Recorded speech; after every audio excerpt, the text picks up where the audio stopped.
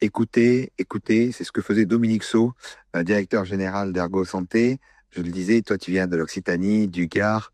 Ergo Santé, c'est un fabricant français de sièges ergonomiques de bureaux sous la marque Manufacture des Cévennes, quelle belle marque, et d'exosquelettes non motorisés sous une autre marque qui s'appelle Apo. D'accord. C'est une PME familiale, on peut le dire, qui est née en 2013, donc qui est plus récente, hein. Elle n'a pas encore 400 ans.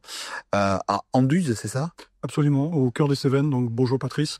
Ergo Santé, en fait, comme son nom l'indique, c'est une société qui s'intéresse à l'ergonomie, à l'usure du corps au travail, et qui a la particularité comme première valeur d'avoir l'altruisme. Donc notre premier objectif, c'est de permettre à des personnes sans travail, en particulier en situation de handicap, mais pas que, de pouvoir trouver un travail dans un département, le Gard, qui est le 93e, je crois, pire département de France pour le taux de chômage. Ça, c'est génial. 300 salariés en France. Tu as des filiales également à Madagascar, aux États-Unis. Toi-même, ce qui est génial, tu as dirigé successivement des filiales de L'Oréal en Russie et au Danemark, puis de Danone en République tchèque, en France. Ensuite, tu as présidé le groupe Éminence, qui est le leader français des sous-vêtements masculins.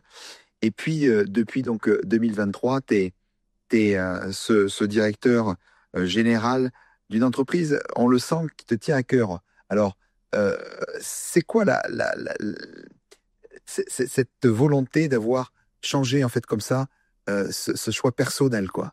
Mon parcours, je pense qu'il est d'abord lié en fait à une forme de patriotisme économique.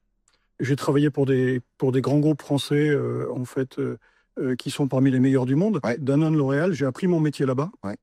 Et après, je me suis dit, c'est important de revenir en France, dans ma région d'origine, être capable de rendre une partie de ce que j'avais appris dans une région où il y a un taux de chômage, où il y a des difficultés et où on a besoin finalement de trouver en fait un écosystème, on en parlait tout à l'heure, un dynamisme commun qui passe d'abord par le travail. Une question dans le travail, c'est quoi la première source de maladie professionnelle en France et en Europe?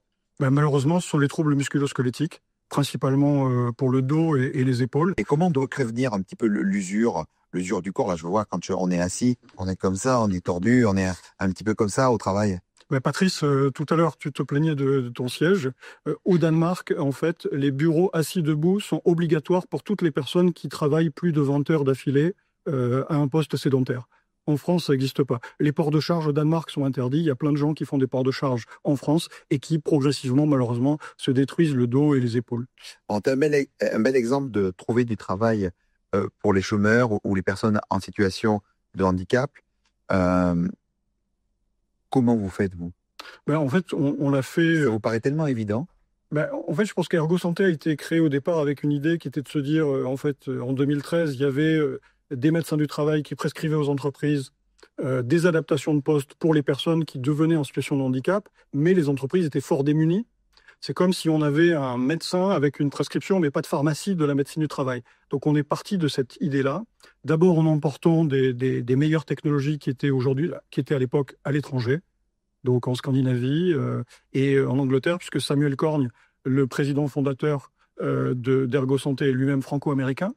Donc on est allé chercher ailleurs avant de concevoir nous-mêmes. Et pour concevoir nous-mêmes, on se dit que finalement, pour boucler la boucle, il fallait qu'on produise avec des personnes en situation de handicap.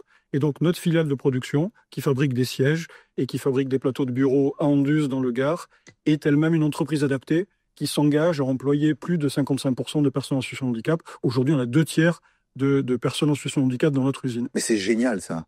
Qu'est-ce que vous en pensez? C'est fabuleux. C'est fabuleux. Hein. Là, on sent qu'on a envie de débattre sur plein de sujets, sur les ETI, sur nos régions.